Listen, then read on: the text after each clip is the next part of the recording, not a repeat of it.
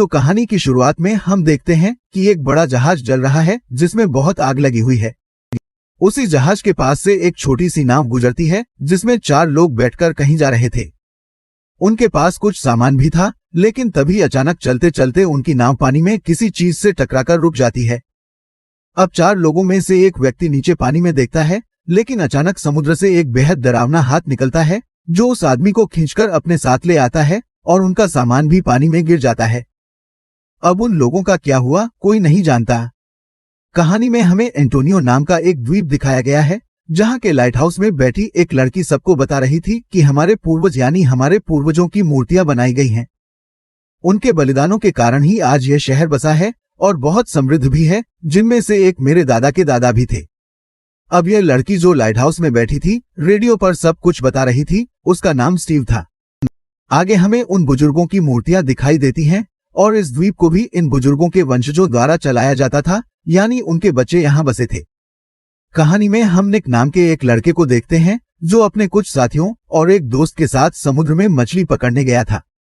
अचानक उसकी नाव का लंगर गिरकर फंस जाती है। वो एक थैले में फंसा हुआ था और यह वही सामान था जो हमने कहानी की शुरुआत में उन 4 लोगों के पास देखा था जो पानी में गिर गया था और कई सालों से वहीं पड़ा था। अब उसकी नाव का लंगर उठ चुका था, लेकिन इसकी वजह से वह थैला खुल गया और उसमें से सारा सामान बाहर आ गया, जिसमें एक बहुत पुरानी कंघी और एक घड़ी थी। निक अब अपनी नाव का क्लच पकड़ने जा रहा था जो वहीं फंसने के कारण टूट गई थी।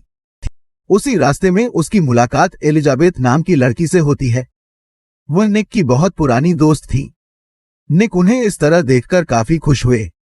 वह 6 महीने बाद एलिजाबेथ से मिल रहे थे। निक भी उसे अपने साथ ले जाता है और क्लच लेने चला जाता है। जब वह दुकान पर जाता है तो एक बूढ़ा आदमी एलिजाबेथ के पास आता है जो उसे एक घड़ी दिखाता है। ये वही घड़ी थी जो उस बैग से निकली थी और इस बूढ़े आदमी को समुद्र के किनारे मिली थी। जब एलिजाबेथ उस घड़ी को छूने लगती है तो बूढ़ा व्यक्ति उससे कहता है, नहीं, आप इसे छू नहीं सकते क्योंकि ऐसा करने से बहुत कुछ बदल जाएगा। लेकिन फिर भी एलिजाबेथ उस घड़ी को अपने हाथ में ले लेती है। ऐसा करने से कई सालों से बंद पड़ी घड़ी चालू हो जाती है। उसे उस घड़ी पर एक स्केल का निशान भी दिखता है। तभी निक भी अपना काम खत्म करके वापस आ जाते हैं। उसे देखकर बूढ़ा वहां से चला गया था। वो दोनों भी वहां से चले जाते हैं। इसके बाद हमें स्टीव दिखाया जाता है जिसके पास उसके दोस्त का फोन आया था। वह भी इसी तरह लाइट हाउस में काम करते थे। वह स्टीव से कहता है कि मैंने अभी रडार में देखा है कि बहुत गहरा कोहरा हमारे द्वीप की ओर आ रहा है, जिसे सुनकर स्टीव को बहुत आश्चर्य हुआ। वहीं निक एलिजाबेथ को भी अपने घर ले जा रहे थे। तभी अचानक उनकी कार से कोई चीज आकर टकराती है जिससे उनकी कार का शीशा टूट जाता है। इतना भयानक हादसा देखकर दोनों डर जाते हैं। तभी उसके पास एक पिता आते हैं जो इतना कहकर वहां से चले जाते हैं। एलिजाबेथ भी अपनी मां के घर आती है। उसे देखकर उसकी मां पहले तो बहुत खुश हुई, लेकिन बाद में वो उससे कहती है कि तुम्हें मुझे आने से पहले बताना चाहिए था। यह सुनकर एलिजाबेथ क्रोधित हो गई। वह अपनी मां का घर छोड़कर बाहर आती है जहां निक अभी भी खड़ा था।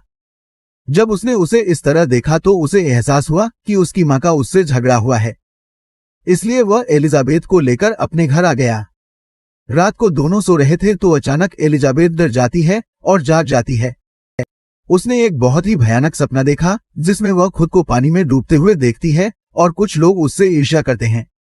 अब वो उठती है और अपने कंप्यूटर पर वही निशान ढूंढती है जो उसने घड़ी पर बना देखा था, एक तराजू का निशान, क्योंकि वह अब उसके सपनों में भी आने लगा था। तभी उसका कंप्यूटर अचानक बंद हो जाता है। उसके ऊपर की छत से पानी की बूंदें टपकने लगती हैं। जब एलिजाबेथ ने ऊपर देखा तो उसे गीले पैरों के निशान दिखे।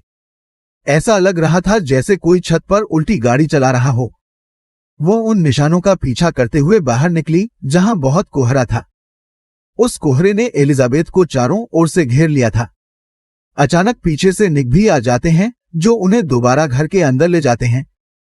दूसरी ओर हम निक के दोस्तों को देखते हैं जो उनकी नाव के साथ समुद्र में अपनी महिला मित्रों के साथ पार्टी कर रहे थे। वहां भी उनकी नाव के चारों तरफ से कोहरा आता है। निक के दोस्त ने मदद के लिए संपर्क किया, लेकिन बहुत अधिक कोहरे और ठंड के कारण वह किसी से संपर्क नहीं कर पा रहे थे। अब उनकी नाव पर मौजूद सभी चीजों में विस्फोट होने लगा है। जब निक का दूसरा दोस्त इंजन चेक करने जाता है तो बाहर आकर देखता है कि एक बहुत बड़ा जहाज है जिसमें कुछ लोग भी हैं।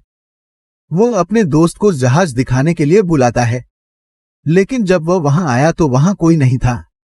तभी कोई चीज आती है और उसकी नाव पर हमला कर देती है, जिससे उसके साथ की 2 लड़कियों की मौत हो गई। और उसके बाद एक चाकू आया और निक के दोस्त की आंख में लग गया, जिससे उसकी भी मौके पर ही मौत हो गई।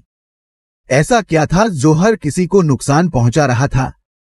निक समुद्र में अपने दोस्त की तलाश में जाता है, जहां उसे अपनी नाव समुद्र में मिली थी। लेकिन जब वे इसके अंदर गए तो नाव की हालत बहुत खराब थी। ये देखकर उन दोनों को पता चल गया कि यहां जरूर कुछ गड़बड़ है। जब वे नाव को देखते हैं, निक को अपने दोस्त का शव मिला और समुद्र में जाल में 2 लड़कियों की लाशें भी देखता है। एलिजाबेथ ने नाव को तोड़ा और चेक किया तो वहां निक का दूसरा दोस्त मिला, जो फ्रिज में बैठा था। दरअसल वो रात के डर से यहां छिपा हुआ था। निक के दोस्त ने उसे बताया कि बहुत गहरे तूफान ने हमारी नाव को चारों तरफ से घेर लिया है। उसने हमारे एक दोस्त और 2 लड़कियों की भी हत्या कर दी है। वह कैमरे की रिकॉर्डिंग देख रही थी, जिसे देखकर उसे पता चला कि उसकी दोस्त सच कह रही थी। रात में तूफान ने उन पर हमला कर दिया। उसी तूफान ने इन सभी की जान ले ली है। अब एलिजाबेथ निक को ये सब बताने जा रही थी, लेकिन रास्ते में उसका पैर फिसल गया और वह पानी में गिर गया। ऐसा लग रहा था कि शायद ये कोई नहीं चाहता। वह निक को सब कुछ बताता है। उनके साथ कैमरा भी गिर जाता है। एलिजाबेथ खुद को बचाती है और दीवार के सहारे पानी से बाहर निकलने की कोशिश करती है, लेकिन तभी उसे वहां से एक बहुत पुरानी किताब मिल गई, जिसे लेकर वह अब एक पिता के पास जाती है। ये वही पिता थे जो उनसे पहले मिले थे, जिन्होंने कहा था कि खून के बदले खून होगा।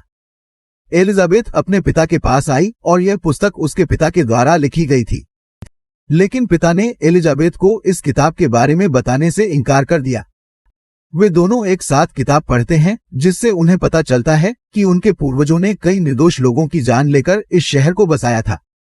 दरअसल ये एक ऐसा द्वीप था जो व्यापार के लिए बहुत बड़ा द्वीप माना जाता था, जहां के लोग बहुत अमीर और अमीर थे। परंतु एक बीमारी फैलने के कारण यह नष्ट हो गया। अब वहां कुछ ही लोग बचे थे। इसके साथ ही एंटोनियो, यानी जिस द्वीप पर वह अब रह रही थी, उसके लिए निकल पड़े। उस जहाज का लीडर इस द्वीप के लोगों से जमीन खरीदने का अनुबंध करता है, ताकि वह अपने बचे हुए लोगों को आसानी से यहां ला सके। लेकिन यहां रहने वाले लोगों ने नेताजी को धोखा दे दिया। उन्होंने उसका सारा धन संपत्ति लूट ली और उसके जहाज में सभी को आग लगा दी। और ये वही दृश्य था जो हमने कहानी की शुरुआत में जहाज को जलते हुए देखा था। जहाज में जल रहे लोगों की आत्माएं अब यहां लौट आई हैं और यहां रहने वाले लोगों से बदला लेना चाहती हैं। इसके बाद हम स्टीव को देखते हैं। जब वह प्रकाश स्तंभ में थी तो उस नाव में आग लग गई, जिसे उसका बेटा किनारे से लेकर आया था। स्टीव ने उस आग को बुझाया। उस समय दीवार पर उसी तराजू का निशान बन गया जो घड़ी और नाव पर था। अब वह अपने बेटे को बुलाती है और कहती है कि तुम इस द्वीप पर कुछ भी नहीं लाओगे। और फिर एलिजाबेथ मुर्दाघर में जाती है, जहां निक के बाकी दोस्त जो मर चुके थे उनमें से एक जिंदा हो जाता है और एलिजाबेथ को पीछे से पकड़ लेता है। जब वह चिल्लाती है तो वह गिर जाता है और फिर मर जाता है। समुद्र के दूसरी ओर वही आदमी जिसके पास घड़ी थी, जब वह उसे अपनी ओर खींचता है तो उसे वहां एक रस्सी दिखाई देती है। ऐसा लग रहा था मानो वह कोई आग या धुआं अपनी ओर खींच रहा हो। वहां स्टीव का बेटा भी था जो ये सब देख रहा था। तभी उसके पीछे आग लग गई। स्टीव का बेटा अपने घर के अंदर भागता है और जल्दी से उसकी दादी ने दरवाजा बंद कर दिया। स्टीव का बेटा अपनी दादी के घर पर था, यानी उसकी मां के आइलैंड के चारों तरफ आग लगी हुई थी। स्टीव उसी समय बैठकर अपने दोस्त से बात कर रहा था। उस वक्त चारों तरफ से लाइटें भी बंद कर दी गई थी। स्टीव अपने दोस्त से बात कर रहा था और उसने उसे दरवाजा न खोलने के लिए मना किया, लेकिन उसने दरवाजा खोला और बाहर आ गया, जहां मुर्दाघर में एक आत्मा ने उसे जलाकर मार डाला। ये देखकर स्टीव बहुत डर गए और उन्होंने तुरंत अपनी बेटी को फोन किया, जो अपनी दादी के घर पर थी और खराब मौसम के कारण उसका फोन नहीं उठ रहा था।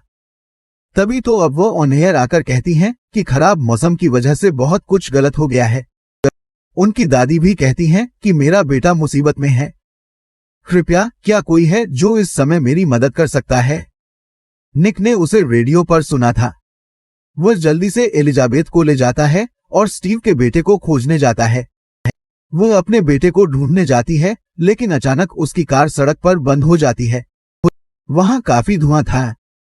उस धुएं ने घेर लिया था हर तरफ से स्टीव की कार। तभी एक ट्रक ने उनकी कार को टक्कर मार दी। उनकी कार पानी में गिर गई। स्टीव पानी से बाहर निकलने की कोशिश करता है, लेकिन पानी में एक आत्मा आ जाती है जो उसका पैर पकड़कर खींच लेती है, लेकिन किसी तरह वह पानी से बाहर निकल जाता है। स्टीव भी उनके पास पहुंचे। ये सभी मिलकर एंटोनियो हॉल जाते हैं, जहां एलिजाबेथ की मां और बाकी लोग दरवाजे बंद कर देते हैं। तभी अंदर एक मृत शरीर गिर जाता है, जिसके बाद आत्मा भी अंदर आ जाती है, जिसने सबसे पहले एलिजाबेथ की मां को मार डाला, क्योंकि वह उनमें से एक की बेटी थी जिसने उस नेता के साथ गलत किया था। फिर वह आत्मा पिता की हत्या कर देती है। दरअसल ये उसी नेता का जज्बा था जिसके साथ यहाँ की जनता ने गद्दारी की। वह आत्मा यहाँ के मेयर के साथ कब्रिस्तान में आती है। वह आत्मा मेयर को एक अनुबंध पत्र देती है। वह आत्मा घर में आग भी लगा देती है और उसे खत्म कर देती है। निक और एलिजाबेथ ये सब चुपचाप देख रहे थे। जिसके बाद एलिजाबेथ नेता के पास जाती है। जब वो उसका हाथ पकड़ता है, एलिजाबेथ भी एक आत्मा में बदल जाती है। यहां हम यह जानते हैं, एलिजाबेथ नेता की पत्नी का दूसरा जन्म था और इसीलिए उसे ऐसे सपने आए कि उसने जहाज को जलते हुए देखा और तराजू के निशान और सब कुछ गायब हो गया। इसके बाद हमें अगले दिन का दृश्य दिखाया जाता है, जहां स्टीव अपने बेटे के साथ लाइट हाउस में बैठकर रेडियो पर बात कर रहे थे। वह सबको बता रही थी कि कल क्या हुआ था और किसी को नहीं पता कि यह सब क्यों हुआ। लेकिन हाँ, हर कोई अपनी गलतियों के कारण मारा गया और हर चीज अपना बदला लेने के लिए वापस आती है। यानी खतरा अभी तक नहीं हुआ था। निक वह किताब भी फेंक देते हैं जो उनके शहर में नहीं आएगी और इसके साथ ही इस खतरनाक विस्फोट की कहानी यहीं खत्म हो जाती है।